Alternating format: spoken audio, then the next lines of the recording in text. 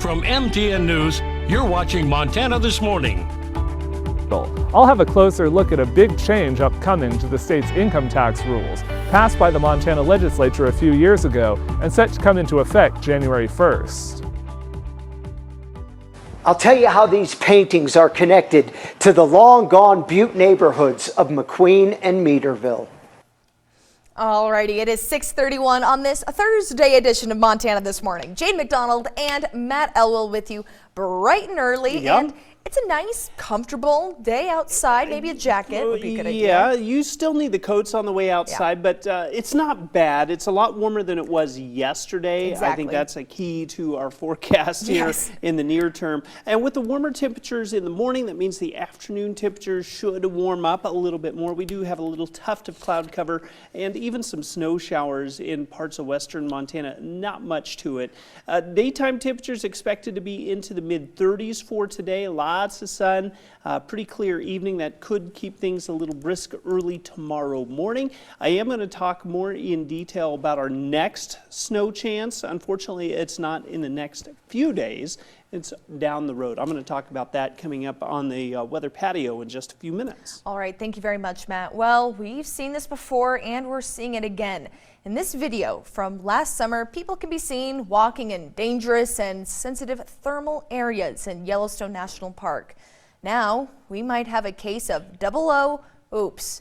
Famed actor Pierce Brosnan has landed himself a court date in Wyoming after he allegedly engaged in foot travel in a thermal area in the park this past November. 2 citations were just issued on December 26th. Brosnan is ordered to appear in U.S. District Court in Mammoth, Wyoming on January 23rd. Now, he is best known for his portrayal of the fictional super spy James Bond in several movies. He has recently been in the Yellowstone area filming a Western movie titled Unholy Trinity. And with the new year approaching, big changes are coming to Montana's income tax system. MTN senior political reporter Jonathan Amberian explains what's happening and how it could affect the way you file your taxes. Back in 2021, Montana lawmakers approved a major overhaul of the state's income tax structure, set to take effect at the start of 2024. You won't see the changes when you file your income tax returns in the coming months, but they'll be very noticeable the following year.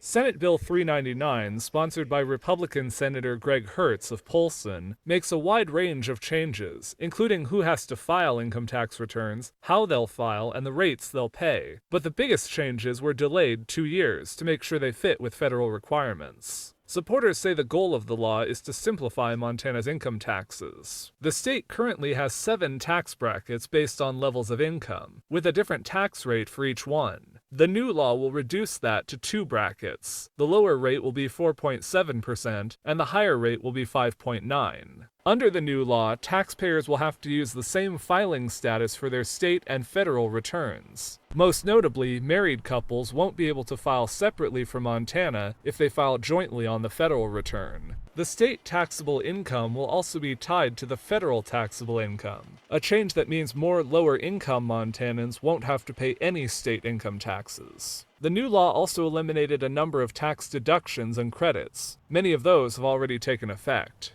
Now again, the income tax returns due this April will be based on the 2023 tax rules. The new rules will come up when you're filing your return in April of 2025.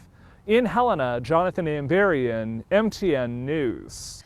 Thank you very much, Jonathan. Now, perhaps buying a home in the new year is a financial goal of yours, or maybe it is of a loved one.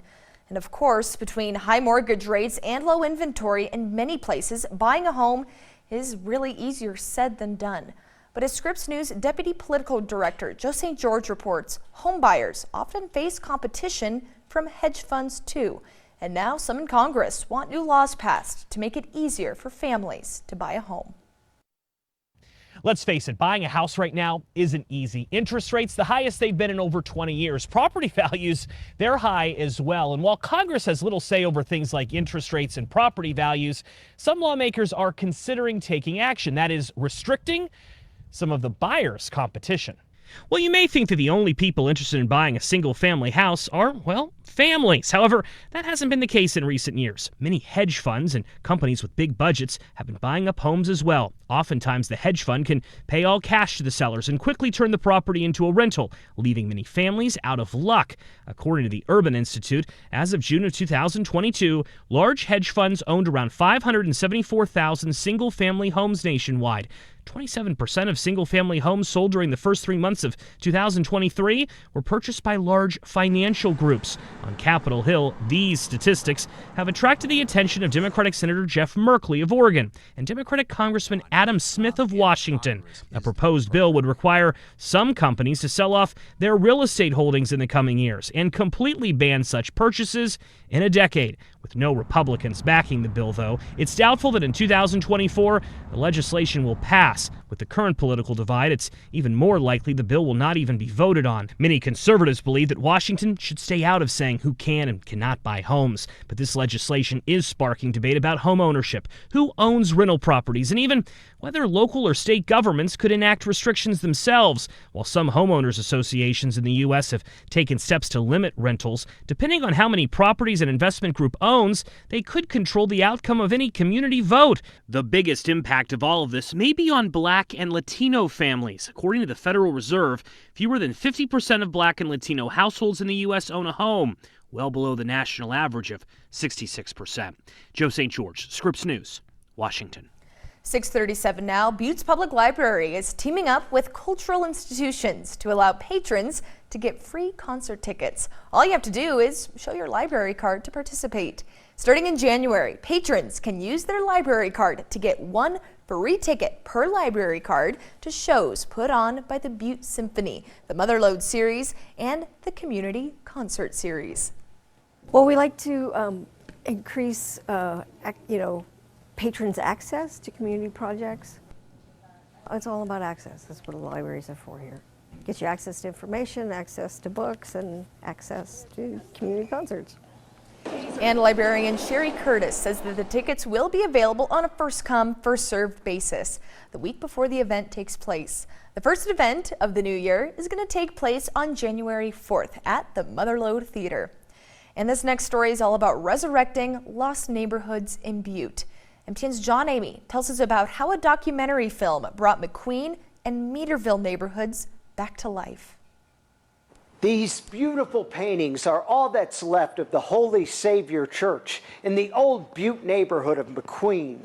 They were rescued just before the church was buried under tons of rock and rubble by the Anaconda Company. And former residents of the McQueen and Meaderville neighborhoods see these as valuable relics of these former neighborhoods that are long gone and hopefully never forgotten. McQueen and Meaderville are special places that we wanted to make sure would never be forgotten. A documentary called Resurrecting Holy Savior was shown recently at the Butte Public Archives about how Meaderville and McQueen were destroyed to make room for the Berkeley Pit. Lots of families were next door neighbors, very close, and that was the difficult part of having the mining operations take over was,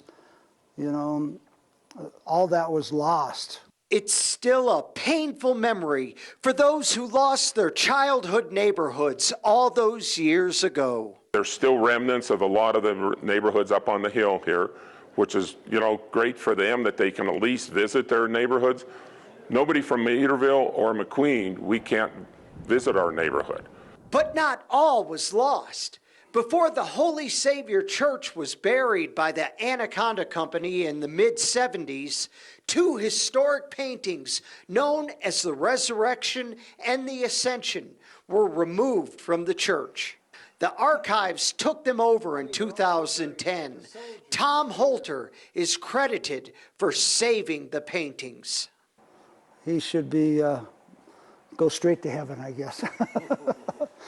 Yeah. I love these pictures, and to me, it opens the door for where you grew up and everything that happened. The former McQueen residents hope to find a permanent place in Butte to display the paintings for the public to see and to remember what was lost. In Butte, John Amy, MTN News. Thank you very much, John. Now it is time for a short break, but when we come back, it may be past Christmas, but who says that's the only time that you can surprise someone?